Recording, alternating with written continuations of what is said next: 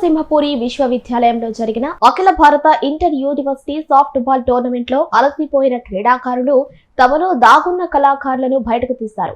రంగురంగుల దుస్తుల్లో అదిరే స్టెప్పులతో camp fire ను ఒక ప్రత్యేక ప్రపంచంగా మార్చేశారు. సాంస్కృతిక గీతాలు, సినీ పాటలు తేడా లేకుండా ప్రతి బీట్ కు తమదైన శైలిలో నృత్యం చేశారు.